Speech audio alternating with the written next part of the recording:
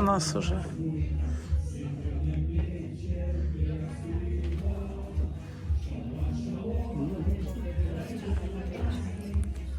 Вы видите, что я пишу многослойно, вот, и учитель поддерживает меня в этом, и нашему руководству нравится. У него, Никто не он пишет. нам говорил, что он работал кондитером. У него от создания торгов Пальцы стали убери пальцы. привычки усваивать. Леонардо да Поэтому Леонардо да Винчи 70 слоев вложил. Ну, класс. Да, тончайших. Но это гений. А у меня где-то 6, 8, 10 мы за слоев. гением не верим. У него Да. просто уходит не только в жопу, но немножко как бы скульптурно рельеф. Да, я Идет, вижу, что объемные да, работы. да, идет это вот от того, что он привык делать произведения не только красками, но и там, не знаю, кремом. Да. Кстати, здесь я Он вчера, это использует. напомнил, Игорь, просидел, делал миниатюрные цветочки из японской глины. Ну, такие ювелирного типа. И забыл, хотел вам показать, но ничего. Но вот тут запланировано, что это все будет в цветах. Даже лицо вот здесь вот тоже будет в цветах. Ромочка Потому что- покажется мне. Ну, конечно. Цветы покажутся мне. Да. Вот. Чтобы показать, что это девушка, любовь вся в цветах. Что ей всегда, как любой женщине, Знаете, что я у вас хочу спросить? дарят цветы. Мне очень интересно вас спросить, я сейчас вот начну запись, но я сначала задам вопрос. У вас все работы очень яркие, очень заметны краски, именно поэтому они меня зацепили, когда я их увидела через экран, потому что это такие большие, яркие, красивые как бы пятна, которые однозначно цепляют глаз. Наверное, мне интересно, как вот человеку, который, опять-таки, вы сейчас переживаете за свою страну, вы пережили в детстве довольно тяжелые обстоятельства. Почему такие цвета? Почему Да. вот такой выбор Вопрос цветов? очень мощный. Вы знаете, когда я пришел, Игорь обратил внимание, он нам рассказывает истории живописи знаменитых гениальных художников. И он мне, как увидел работу, он мне как-то сказал, почему такое все время яркое? Делай что-то такое, вот в рембрандтовском плане, знаете, у него все темное, вот, или рафаэлевском. Вот. А у меня все время, знаете, в душе какая-то радость, что я, во-первых, с близкими и любимыми людьми, родными, дочерьми, внуками. Вот. И вся жизнь моя прошла, знаете, в любви в такой, вот, родительской, дочерней, любимой, подруги моей жены. Вот. И сейчас окружение то же самое, порядочные, хорошие люди. И у меня как-то не наворачивается мысль что-то темное делать. Мне хочется именно показать вот эту вот радость жизни, которую Господь Бог дал каждому человеку. И поэтому мне хочется эту радость выразить в своих таких картинах. Мне очень нравится. Он иначе собирает цвет. Он не собирает цвета, как по классической схеме, а просто смотрит. Вот он смотрит, да, он видит вот палитра. Вот даже я говорю, что не нужно 100 красок. Есть 5-6 красок, и взял, и с них можно это намешать. Рома, у него другое понятие. Если будет 500 кубиков, Все надо все надо использовать, но смешивать их не надо. То есть, вот взял оттуда, вот такая, не такая, вот такая, не такая, такая. То есть это такой подход, будем говорить, он наивный немножко, но это то, что как раз наивно не в смысле наивный, да, что есть дурной, стиль живописи а есть стиль такой, наивный. Да, вот правильно? это вот был Пиросмани, Я был там очень еще. люблю такой Все, стиль вот это то, что живописи, касается классно. Ромы. Искренняя работа, которая идет от сердца. И вталкивать в него вот это цветообразование классическое абсолютно бесполезно. Занятие не нужное и приносящее только вред. на мой взгляд. Я хочу Джейкобу сказать. I was asking about the colors of his work because I was curious while I saw them through the computer the first time he ever showed them to me. I was like, I was captivated by the colors. Yeah. So I came here and I was like, why would you choose colors like that? And he's like, because I was surrounded with a lot of love my whole life. My parents, my wife, my friends, and now here. So he's like, I can't really pick up anything that's too dark because I want to express my gratitude and my love for life through the colors that I'm choosing for the paintings. It's beautiful. Мне очень нравится этот подход, просто это то, что меня очень зацепило, и мне это позволило через даже Ну, компьютер. это индивидуальная, такая Да, оригинальная но- очень схема. Мистеру Джейкобу нравится. Oh, you like this? Yeah, I really like it. It's beautiful. It's almost like Picasso with the one in the middle. And Пикассо, the Picasso Те, что- cubism. Да, кубизм говорит по центру, как Пикассо. Yeah, like a couple of works are related to Ukraine, and I love them too. I really like these two. I'm fully in love with that. Mesmerizing. А можно спросить у вас за вот эти две работы по центру, как они были написаны? Ну, вы знаете, на очередной выставке приходят к нам представители мэрии, люди не белые, а наши Ну, не дорогие другого цвета. Вот. И учитывая это, мы с учителем, он же иногда и задания дает. Кстати, это его, это задание. Ну, я вам скажу, что если вы смотрите на какие-то примеры, не смотрите на всякие фильмы. Берите классический, вот Модельяне взяли, это же Модельяне. Ну, Да.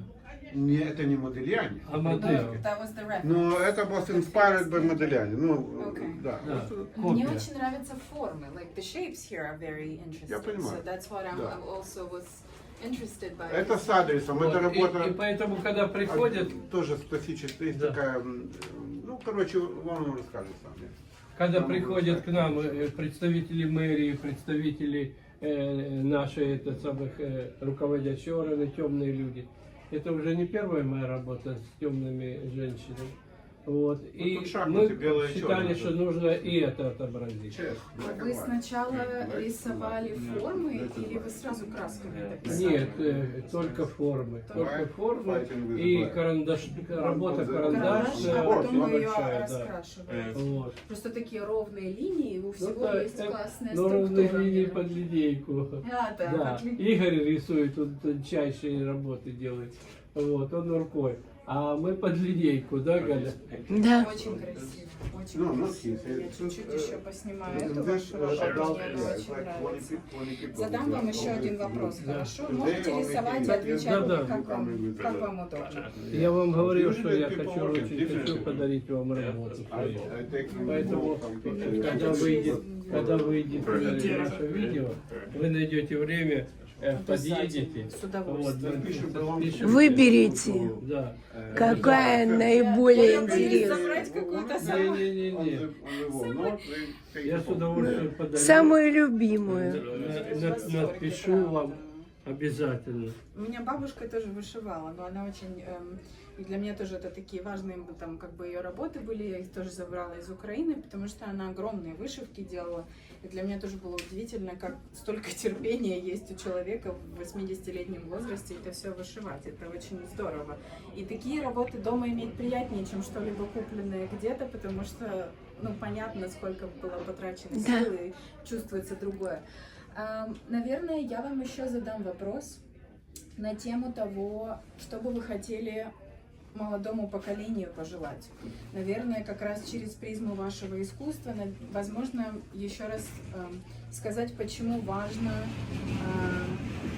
уделять время этому и как искусство или любое другое хобби помогает преодолеть какие-то тяжелые моменты в жизни. То есть как у вас вот эта любовь к яркости, к краскам осталась, и как бы вы хотели передать это тем, кто, может быть, сейчас нуждается в каком-то таком. Вы знаете, тоже очень интересный вопрос. Когда мы видим наших детей, внуков, кстати, грандсон Джейкоб у меня, мой грандсон Джейкоб. Вот. Когда мы видим наших... Oh, Я popular name, good name. 9 класс закончил. Вот. Младший. И вот когда мы видим их увлечение компьютерами, планшетами, телефоном, всеми этими достижениями великих людей нашего времени, то как-то обидно, что, может быть, они уйдут от понимания поэзии, от понимания большой литературы, от понимания музыки классической и интересной, той, на которой мы выросли. Вот, и мне кажется, что это будет большая потеря для будущих поколений. Поэтому в этом плане мне хочется пожелать им, чтобы они больше кругозор, чтобы у них был именно в культуре, потому что именно культурные люди, воспитанные люди в этом плане, они обычно добрее, они понимают искусство, и они будут хорошими мужьями и женами, вот, и смогут воспитать поколение тоже неравнодушных людей. Поэтому вот это я бы пожелал. А в глобальном плане очень любить своих родителей, своих близких, потому что это основа жизни. Если ты любишь свою семью, если ты любишь мать, отца и помогаешь им на всей их жизненной дороге, значит, тебя правильно воспитали. Поэтому в этом отношении любите и берегите своих родителей, своих дедушек, бабушек. Выслушивайте их не только в планшетах и компьютерах, а слушайте, им есть что рассказать. А это вам поможет в жизни, потому что это жизненный опыт, а жизненный опыт приобретать очень сложно. Вот эти такие мои пожелания. Замечательное пожелание. Спасибо вам большое. Ну, вы мне на мои все вопросы ответили, в принципе, Ответил, да? да. Если можно, мы пофотографируем еще. Да. Хорошо? Я еще чуть-чуть поснимаю, как вы работаете. Мне очень нравится этот вот как бы творческий процесс, чтобы у меня были дополнительные кадры, хорошо?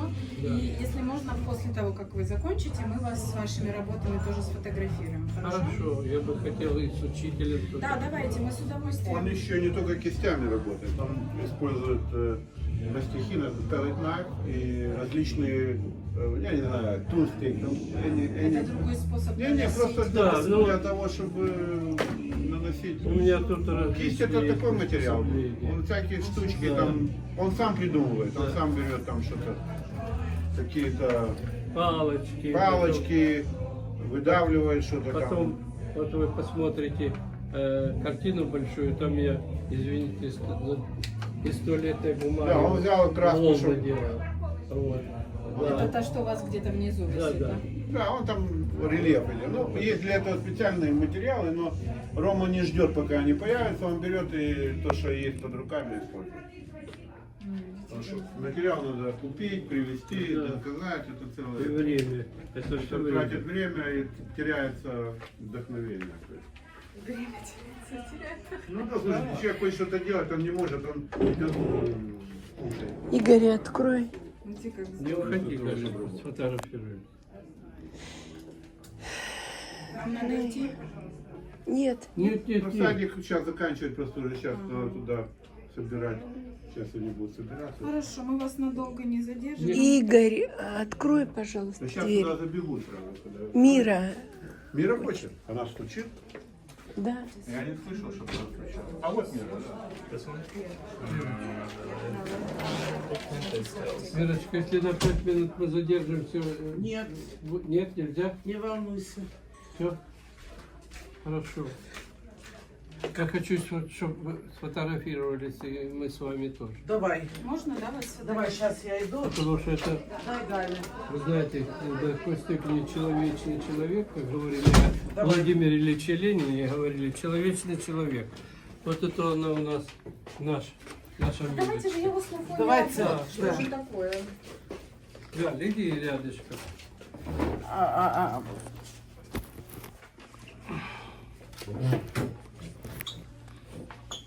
То мне хотелось бы показать людям, у которых, возможно, сейчас тяжелое время в жизни, что любое тяжелое время потом можно преодолеть, действительно имея занятия, которые приносят тебе радость. Конечно. Пусть И к нам по- приходит.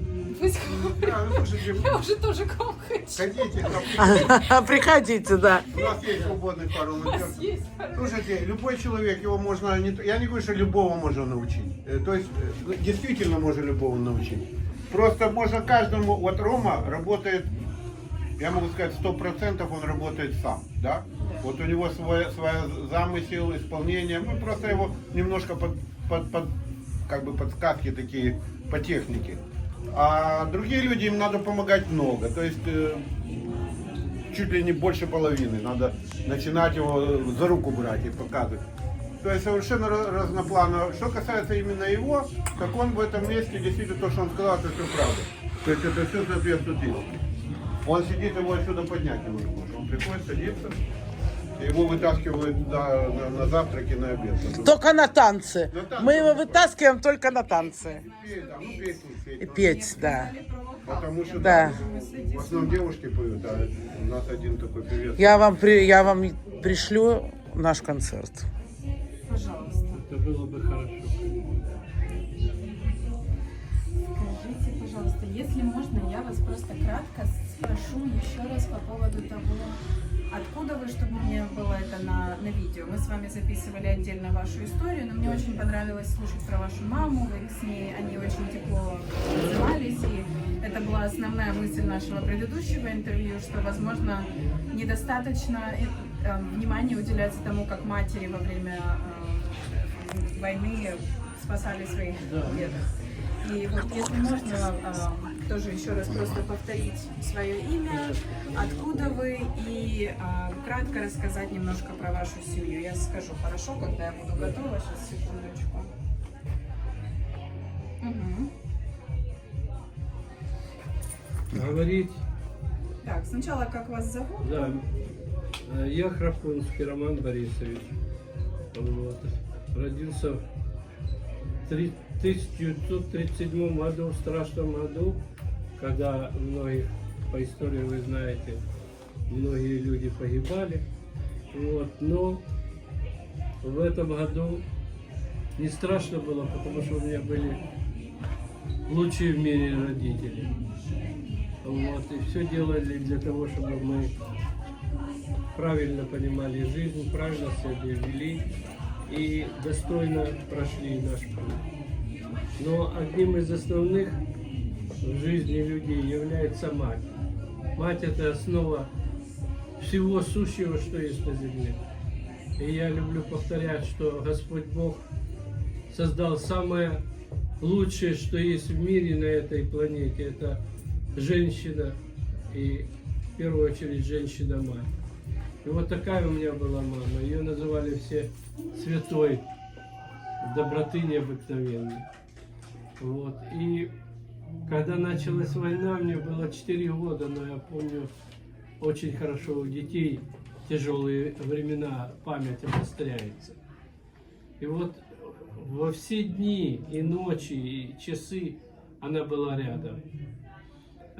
Мы из Запорожья выехали 8 августа 1941 года, а немцы вошли 16 августа.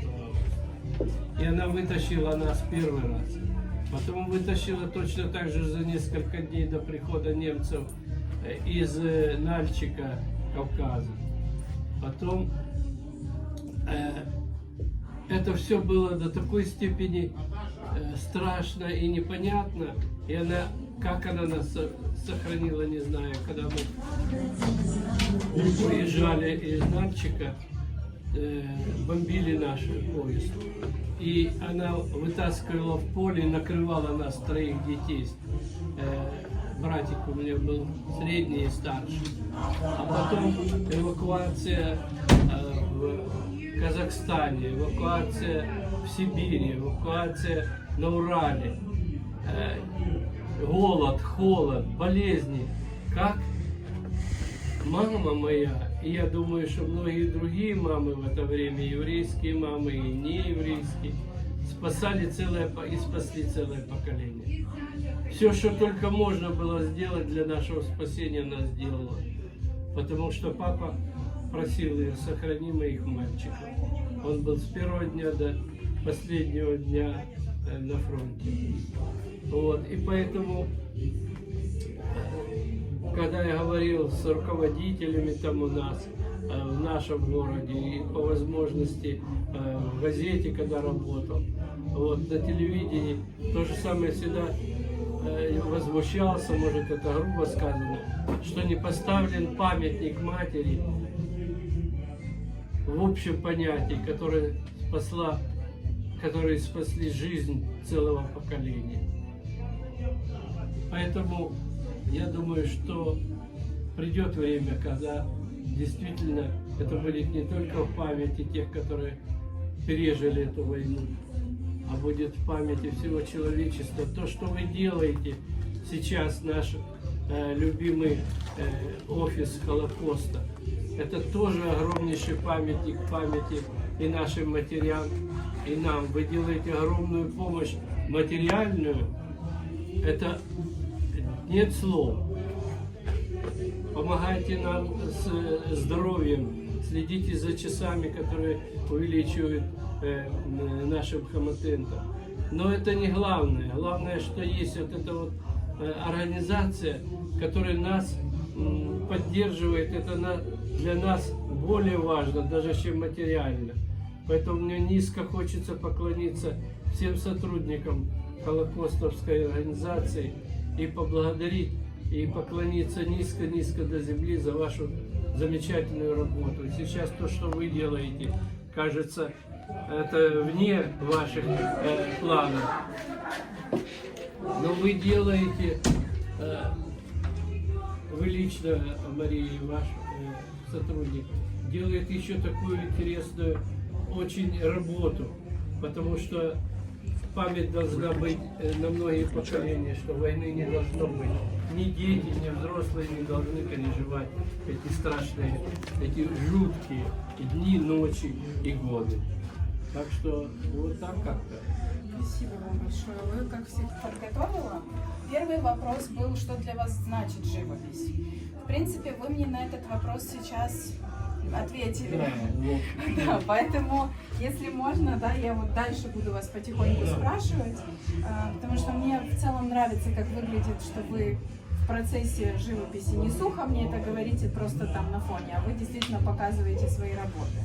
Вот следующий вопрос, который у меня к вам был, я сейчас его задам, а потом включу камеру, может вы подумаете пока. После пережитого всего вами во время Второй мировой войны, во время Холокоста, что вам, в принципе, помогло поверить в то, что вот есть красота в мире, и помогло вам ее видеть и так красиво запечатлять? Сказать, откуда это пошло? Пошло это, как вы знаете, все хорошее приходит из твоей семьи, от твоих любимых родителей неповторимых. Вот. Мой папа Борис Яковлевич Храпунский с 11 лет работал в пекарнях. Вот. И дошел по своим ступенькам до директора мощной кондитерской фабрики. Он был одним из старейших и лучших кондитеров Украины. Вот. Даже фирменный торт запорожский до сих пор пользуется большим спросом не только у жителей Запорожья. И вот, начиная я помню, с детских лет, я бегал к нему на фабрику, смотрел, мне это нравилось и осталось где-то в сердце. И после армии вот, я пошел учиться, сначала кулинарный колледж, потом университет Донецкий, торгово-экономический. Вот, и все время я видел эту красоту старых мастеров. И оттуда это пошло. По специальности рабочей я как повар и кондитер. После высшего образования инженер-технолог общественного питания. И поэтому все в доме от родителей шло вот это вот желание что-то сделать хорошее. Вот. И так получилось, папка говорит, что он мной гордился, потому что я потом стал, невзирая на то, что был директором кулинарного колледжа, я был тренером сборной Украины поваров и кондитеров. Вот.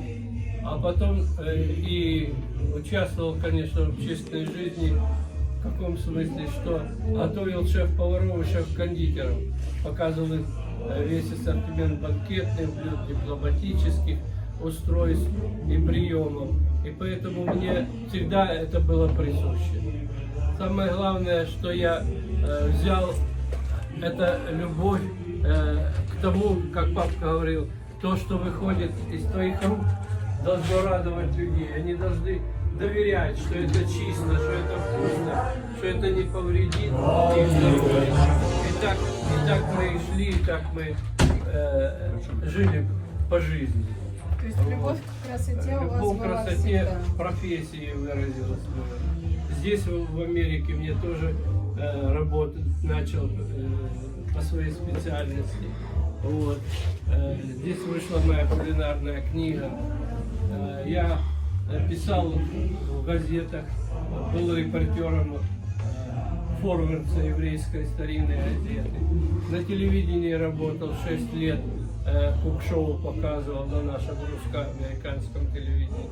И поэтому вот это вот все, когда я зашел в Хану, Мирочка, кстати, меня пригласила, я загорелся, подумал, ну наконец-то есть время и по-настоящему увидеть, учиться этому искусству, потому что каждой картиной ты видишь, что ты еще очень многого не знаешь. Хорошо, что известный художник может подсказать и направить вовремя. И поэтому получается, что ребята и учители, вот Мирочка неоднократно говорила, я ей подарил тоже картины своим сотрудникам, что что-то получается. Я доволен чем, что здесь ты находишь не только свою семью, находишь занятия, которые помогают тебе выживать в этой жизни. Даже в Америке, которая God bless America, все равно нужно старому человеку, пожилому, занятие какое-то хобби, которое является основой твоего психологического состояния. Это очень важно для всех нас, для любого пожилого человека. И я на своем месте в этом убеждаюсь. Замечательный ответ. Спасибо вам большое. So you want to start taking Beautiful B-roll. Close-up shots of paintings. Нужно отметить, Мария, что руководство нашей, как я ее назвал, Дома радости, очень много уделяет этому вниманию. У нас все есть, и планшеты, и краски, и учитель следит за этим. Мы не имеем каких-то проблем с этим. Все, что есть для того, чтобы рисовать, получать наше удовольствие, все это есть. Вот. И при той обстановке, которая в нашем садике, это огромная для нас помощь в психологическом плане, что мы приходим сюда как в родной дом. Мира скажет, что с первых минут я назвал это дом радости, и оно действительно, этот дом отвечает этому. Мы, люди, которые пережили войну, очень много страдали в детстве и знаем, что такое война и это боль. Вот. И сейчас особенно, когда с Украины я, да и многие здесь, очень переживаем за то, что творится там. Мы сочувствуем тем людям, которые видят эту страшную, жуткую, неповторимое горе. Вот. И поэтому вот эта картина, здесь как раз мы с Игорем говорили об этом. Ну вот Украина в огне. Как-то началась война, я в течение, посчитал, в течение где-то 12 часов написал ее. Вот, потому что это такое было страшный удар для людей, которые там выросли и которые выезжали, эвакуировались из Украины. И приезжали, и строили родители наши, восстанавливали все. А теперь я из города Запорожья, а теперь эти русские фашисты стоят за 20 километров от моего родного города, уничтожая и убивая моих людей, земляков. И даже моего одноклассника, приехала к нему внучка, вот, и была у него в гостях, и как раз попала ракета в этот дом. В колледже, где я работал, ракета упала в соседнее окно, разбил мой колледж очень. И поэтому это все близко воспринимается людьми, которые пережили эту страшную и эту тяжелую войну, Вторую мировую.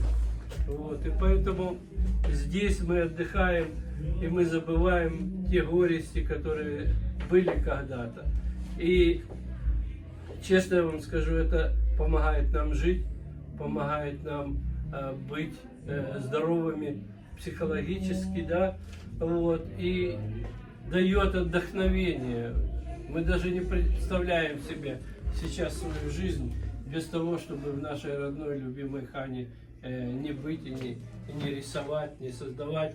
Нам кажется, что они, может, несовершенные, но выставки, которые приходит телевидение, из газет приходит, пишут о нас, как одно из лучших центров для пожилых. И нам это нравится, и мы гордимся, что мы это делаем. Была выставка бруклинская, и мы представляли там 4 человека нашей работы. И вот эту работу 1800, это история, 1814 год, когда наши американцы защищали свою крепость, это форт О'. Вот я искал по истории эту, чтобы тема была 250 лет Америки. Вот. И вот Мирочка была с нами, помогала нам в этом. И сенатор лично встал из жюри, когда меня вручали, и крепко пожимал, чуть ли не обнимал и вручил диплом специальный. Я вам его покажу.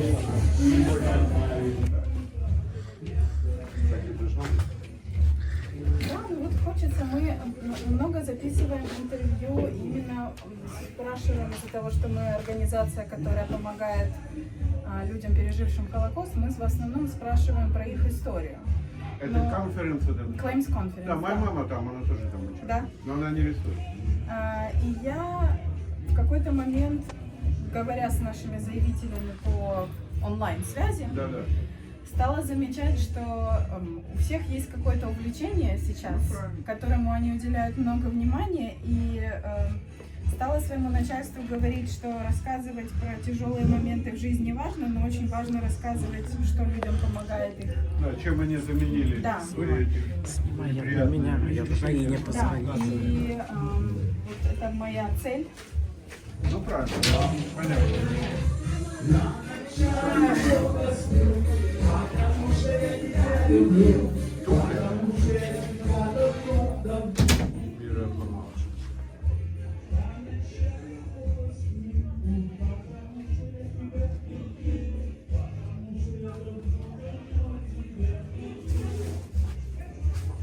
Если я с другой стороны зайду, я вам не помешаю?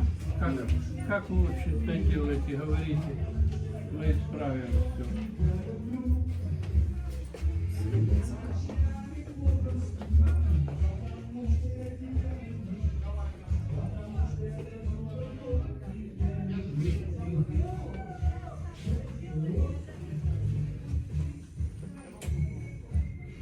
Спасибо.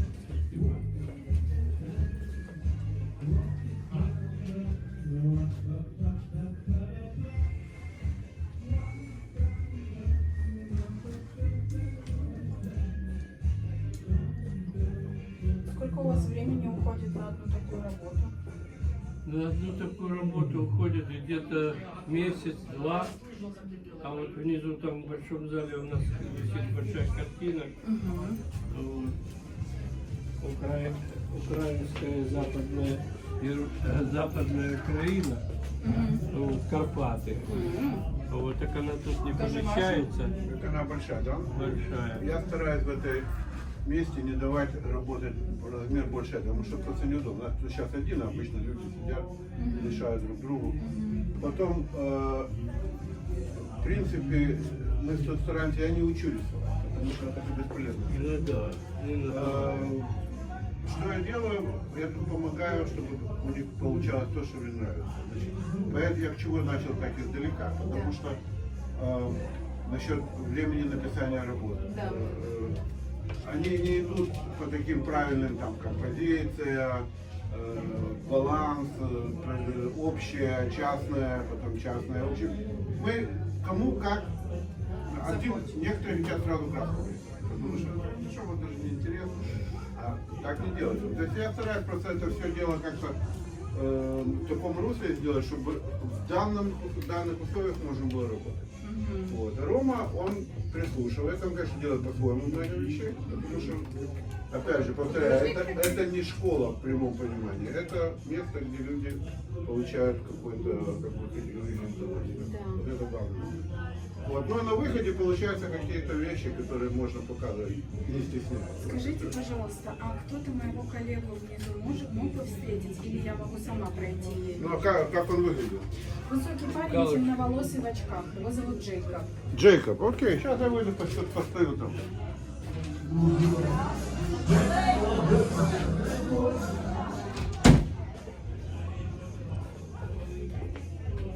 У вас особенности нового стиля. Выпуклый объем. Это Мне очень нравится работа. Меня поэтому и зацепило. Мне сначала просто Роман их показал по видеосвязи. Я увидела такие яркие краски. Я думаю, это так особенно здорово. осень тоже очень Очень интересно. красиво. Да, и Яркие это, краски. это же так важно все-таки, что действительно люди этим увлекаются. Осенний Ну, пейзаж. здесь будет в августе 10 лет.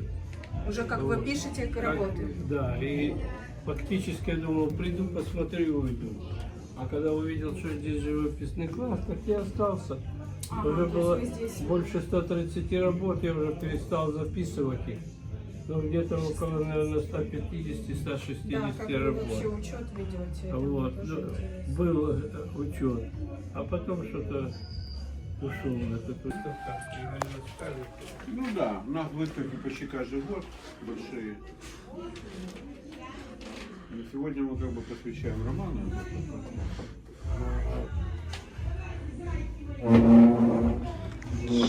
Потом ваши материалы в нашу хану придут, да? Конечно, я с удовольствием поделюсь. Отснятым. У меня хорошая камера, она красиво передает цвет.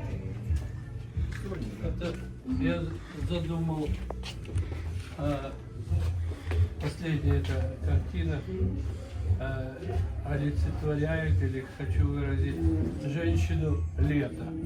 Вот, я хотел сначала женщина весна, девушка весна, вот, а потом мне и Игорь Леонидович, и моя подруга Алина, что здесь вместе с ней работает. А говорит, лучше лето. Вот. Ну и вот я теперь работаю над этим. Девушка лето. Чтобы она была теплая, веселая, дарила такую, знаете, радость. И хорошо пахло летними цветами. Летом, особенно наше лето.